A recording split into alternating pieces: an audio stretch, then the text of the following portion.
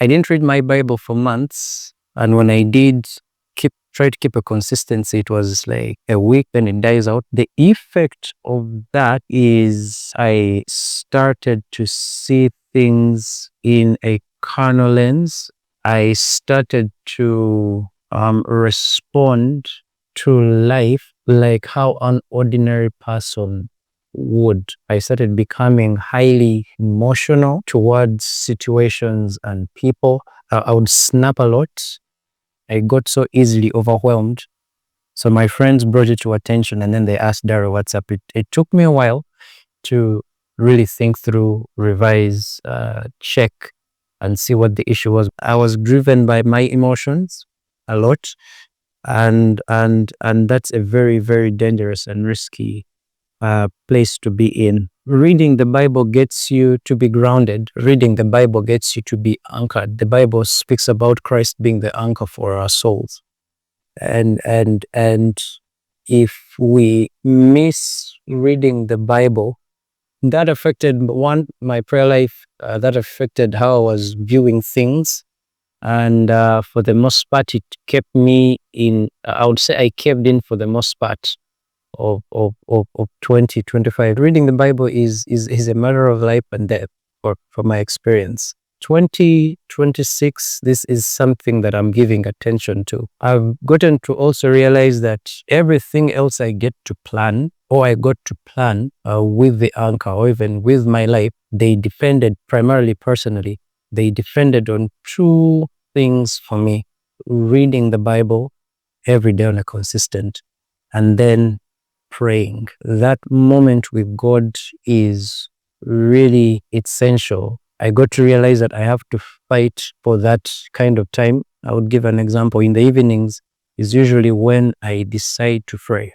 And then I get to find that after a long day's work, you're tired, you're this. By the time you have dinner, you are sleepy. So it's a training and a training and a disciplining of myself on really keeping that consistent about my prayer life. Then in the morning is when really I get to focus on the Word of God to kickstart on my day, to see what He has what He has for me. I feel like whenever I lose out on those two, my world falls apart. When you look at Christians today, there are many who, even despite being in church, serving as ministers, they still fail to keep the habit of reading the Bible every day or having time in prayer.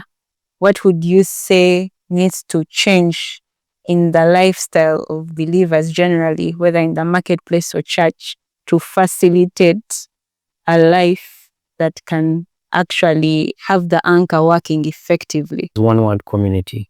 Community gives a shoulder.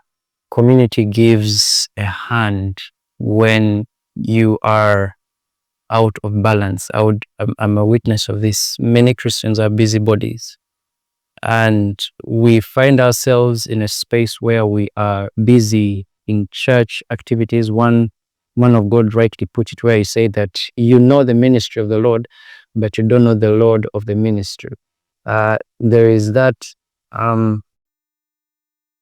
space many believers get to, where they're so involved in activities that they lose sense of who actually is the Lord of the activities that they get involved to. So I feel having a grounded community of people that would keep you in check.